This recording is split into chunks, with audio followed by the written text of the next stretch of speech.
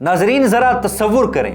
ایک ایسی دنیا جہاں انٹرنیٹ کبھی بند نہ ہو، جہاں نہ تو احتجاج کی وجہ سے سروس معطل ہو اور نہ ہی سمندری کیبلز کی خرابی آپ کی زندگی کو متاثر کرے۔ کیا یہ خواب پاکستان میں حقیقت بن سکتا ہے؟ کیونکہ اسٹارلنک، ایلون مسک کی سیٹلائٹ انٹرنیٹ سروس پاکستان میں قدم رکھنے کے لیے تیار ہے اور یہ خبریں ایک نئے دور کے آغاز کا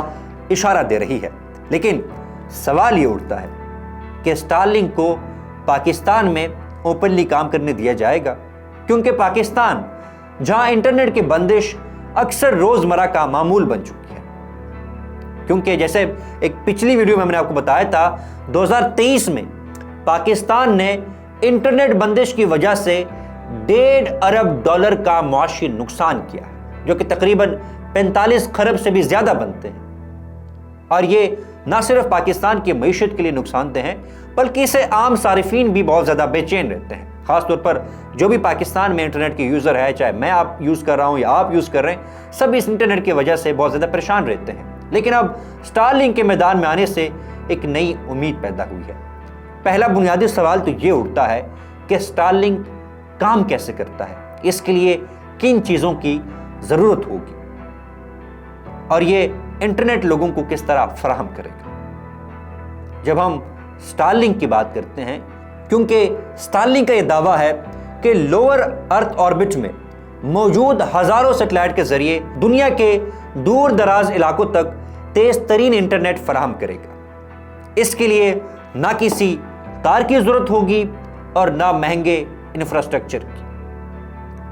اور خاص طور پر جب ہم اسٹارلنک کی بات کرتے ہیں تو یہ ٹیکنالوجی ان علاقوں کے لیے امید کی کرن ہے جہاں انٹرنیٹ کی سہولت نہ ہونے کے برابر ہے۔ خاص طور پر جب ہم پاکستان کی بات کرتے ہیں، جیسے اب میرے اپنے علاقے وزیرستان میں اس وقت انٹرنیٹ نہیں ہے، صحرا ہو گئے وہاں پہ انٹرنیٹ نہیں ہے، تو اسٹارلنک کے ذریعے ان علاقوں تک انٹرنیٹ کی ایکسیس جو ہے وہ آسانی سے مل سکتی ہے۔ اب تک اسٹارلنک دنیا بھر میں تقریباً 3000 سے زائد سیٹلائٹس لانچ کر چکا ہے اور اپنے نیٹ ورک کو مزید پھیلانے کے لیے سرگرم ہے۔ پاکستان میں اس کا متعارف ہونا خاص طور پر دیہی علاقے ہو گئے ہیں، اسکولوں میں اور اسپتالوں کے لیے ایک انقلابی قدم ہو سکتا ہے اور اس سے پاکستان کا جو ڈیجیٹل انفراسٹرکچر ہے وہ مزید ایکسپینڈ کرے گا۔ لیکن پھر وہی سوال یہاں پہ اٹھتا ہے کہ پاکستان میں اسٹارلنک کے امکانات کتنے ہیں اور اس کے لیے چیلنجز کیا ہو، کیونکہ رجسٹریشن کے باوجود کچھ خدشات ابھی جنم لے رہے ہیں، کیونکہ اسٹارلنک کی ابتدائی قیمت عام پاکستانی صارف کے لیے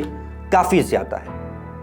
جہاں ڈش اور راؤٹر کی قیمت $549 ہے اور ماہانہ فیس $99 ہوگی۔ یہاں پہ آپ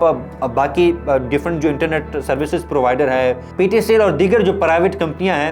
تو ہارڈلی آپ سے مہینے کا 5000 6000 10,000 چارج کرے گی، لیکن جو اسٹارلنک ہے اس کی ماہانہ فیس $99 ہوگی، تقریباً 25 سے 28 ہزار کے درمیان آپ کو چارج کیا جائے گا۔ اس لیے لوگ یہ سوال اٹھاتے ہیں کہ کیا یہ سروس پاکستان میں مقبول ہو سکے گی یا صرف امیروں کے لیے ہی ایک عیش و آرام کی سہولت بن کر رہ جائے گی، کیونکہ یہ بہت زیادہ مہنگی سروس ہوگی لیکن اس کے فوائد بھی کافی زیادہ ہے۔ اور ناظرین، ساتھ ہی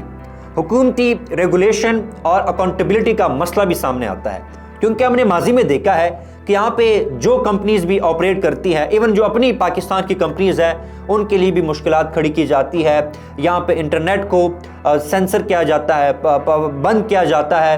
سوشل میڈیا کو ریگولیٹ کیا جاتا ہے، سوشل میڈیا پر قدغنیں لگتی ہے۔ آپ نے دیکھا ہے 2024 تو ورسٹ ایئر تھا، کئی بار کئی جگہوں پر انٹرنیٹ کو بند کیا۔ ابھی بھی پاکستان میں انٹرنیٹ کی سپیڈ اتنی اچھی نہیں ہے، لہٰذا اب یہ کہنا مشکل ہے کہ پاکستان میں جو اسٹارلنک ہے وہ انڈیپینڈنٹلی کام کر سکے گی یا اس کو بھی ریگولیٹ کرنے کی کوشش کی جائے گی۔ لیکن ایک ہوپ ہے، اس وقت پاکستانی یہ سوچ رہے ہیں کہ جب اسٹارلنک آئے گا تو پھر یہاں سے پاکستان میں انٹرنیٹ کا انقلاب آئے گا، لیکن ابھی اس کا ایک اندازہ لگانا اس لیے مشکل ہے کہ کچھ پتہ نہیں، یہاں پہ کچھ بھی ہو سکتا ہے۔ حکومت تو یہ کہہ رہی ہے کہ اس کو ہم پراپرلی ریگولیٹ کریں گے، اس کے بعد پھر اس کو یہاں پہ اس کی سروسز کو بحال کیا جائے گا جب تک حکومت کے مطابق ایک TORs نہیں بنتے، ایک سٹینڈرڈ انفراسٹرکچر نہیں بنتا کہ کس طرح اس نے کام کرنا ہے، کس طرح پاکستان کے حدود میں آپریٹ کرنا ہے، تب تک اس کی سروسز کو یہاں پہ بحال نہیں کیا جائے گا۔ بہرحال یہ ہم نے اسٹارلنک کے حوالے سے کچھ انفارمیشن آپ لوگوں کی دی کہ یہ کام کس طرح کرتا ہے اور پاکستان میں یہ کس طرح ایک نیا انقلاب لے کر آ سکتا ہے۔